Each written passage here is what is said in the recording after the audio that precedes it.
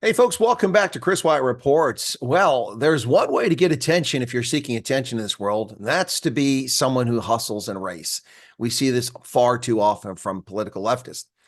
Well, what are we talking about? This is the case of a Black journalist from the UK who traveled to Orania, a private corporation based in the Northern Cape of South Africa that was founded back in the 1980s. Now, the journalist is Ade Adapatan. Now, Ade Adapatan made a documentary about his visit to Orania. Now, of course, on this program, we've previously interviewed the CEO of Orania, Jus Strijdom. I've also met him at Pretoria when he showed up at AfriForum's documentary launch last year. But Ade Abatan's reportedly bigoted, slanted, propagandistic documentary seems to be getting him a lot of attention. After purportedly violating journalistic standards which apply to all, not just to wheelchair-bound Black UK filmmakers, Adapatan professed that surprised that his unwarranted attack and intentionally misleading film about Orania garnered nasty comments. Now, today he penned a pity party op-ed in the leftist Guardian newspaper. His bigoted description of Orania as the whitest place on earth ought to be a cautionary warning for those discerning viewers who look to watch his documentary. Now, Adapatan says at the beginning of his documentary that he is visiting Orania because the rise of right-wing politics is taking hold around the world. But what exactly does that have to do with a private corporation founded back in the 1980s where people live in a remote, desolate region of South Africa? Orania is not part of any rise of right-wing politics. And certainly the purported rise he's talking about didn't begin in the 1980s. He's talking about something more recent, which has nothing to do with Orania. Will Mr. Adapatan next cover Eastern Kivu and report on the rise of Black genocideers in the blackest place on earth, l'Afrique Noire? Of course not. First, because he seems obsessed with victimization that suits his preferences, so he won't cover that. And second, because the notion is racially insulting, not to mention ludicrous. Black genocideers, the blackest place on earth. The blackest place on earth is as dumb as his statement that Orania is the whitest place on earth. Now, City Press claims that allegedly he was traumatized by his visit to Orania. He spent 10 days there, something like that. Traumatized? Seriously? Did he call the South African Police Service? Has he developed post-traumatic stress disorder? Now, is this guy really even a journalist or simply another race hustling activist? I have to ask the question.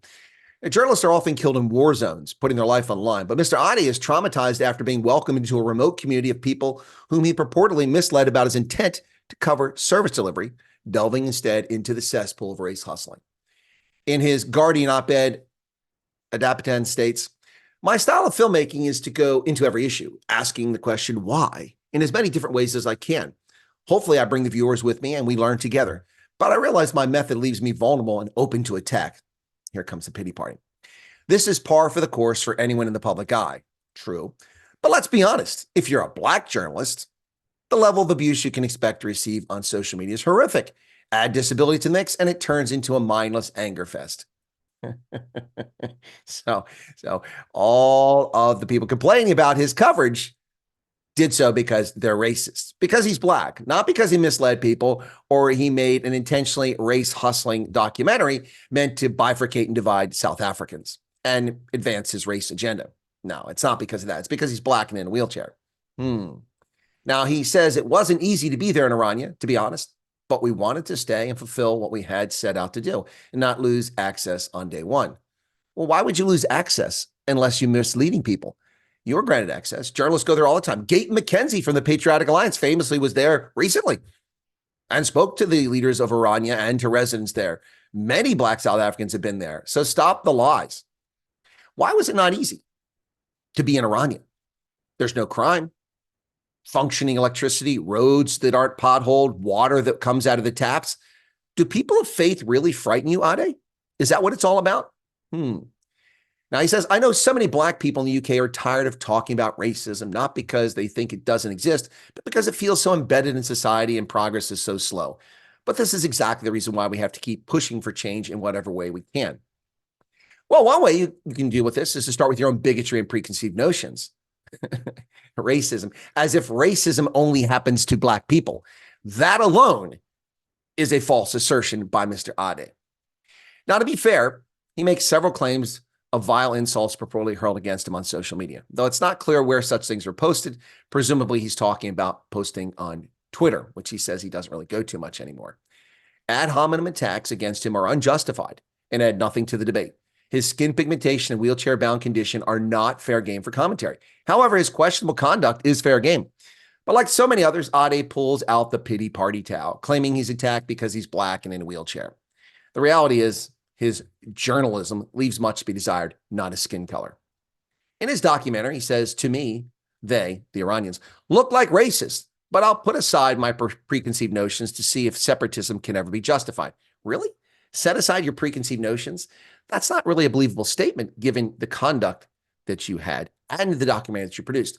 Why do they look like racists? Because they're white? Wow. Hello, pot. This is kettle. At the end of the documentary, he says he felt uncomfortable throughout the visit. I've been to places where I was the only black man and to places where I was the only wheelchair-bound user, but this place was something else. Really? I've lived all over the world in communities where I was the only white guy in Africa, lived in Tunisia, Arabs everywhere, Liberia, Botswana, Tunisia, Liberia, Botswana, Malawi, Nigeria, Mauritania, Uganda, Ethiopia, all over the continent. I was the only white guy floating around. I never felt uneasy being around all those black folks. Probably because I have no preconceived notions about black people, unlike Mr. Adapatan, who seems to have preconceived notions about people who have been deprived of skin pigmentation. Maybe a little sympathy for those that burn in the sun there, Ade. Now, he adds that what really bothers me is that Orania seems to be the first phase of a larger project for white people only.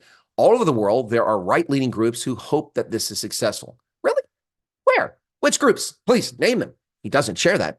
Now, first phase, what is he drinking? Why is he so offended a culture group seeks to be on its own? I don't see him on Navajo reservations in America complaining about their separatism. Will he next come to Pennsylvania, to our insular Amish communities, and claim that they too are racist and part of some global extreme right-wing white supremacist movement? The Amish are a religious community who are extremely protective of their identity. They've been here for 400 years nearly. Yet they're among the most generous people in Pennsylvania in adopting abandoned black children into their community. Perhaps Mr. Adaptan should stop looking at things to suit his worldview and try his hand at genuine filmmaking. These endless assaults and attacks on Orania are based on bigotry and racism and wholesale ignorance. People just assume because there's only white people there, it must be racist. Well, there's only black people in most of KZN where the Zulu live. Does that make them racist? Of course it doesn't. There's only black people in most of the Congo. Does that make the Congo racist? Of course it doesn't. It's idiotic, it's juvenile, it's uninformed, but it is the purview of race hustlers. And Mr. Adaptan, no one should be insulting you because your wheelchair-bound status or because your skin pigmentation. But you are certainly free and open to criticism for your so-called journalism and violating journalistic standards when you were in Orania. Kate McKenzie didn't complain about feeling isolated or out of place. If you're a real journalist, stop the pity party, put the big boy pants on, and start addressing real issues instead of cooking up things to divide people based on race. Most people don't care about race. It's only race hustlers who spend all their time doing it. Thanks a lot for tuning in, folks. Catch you next time. Be sure to hit the like button and give us a subscription if you don't mind. We'd appreciate it. Cheers. God bless.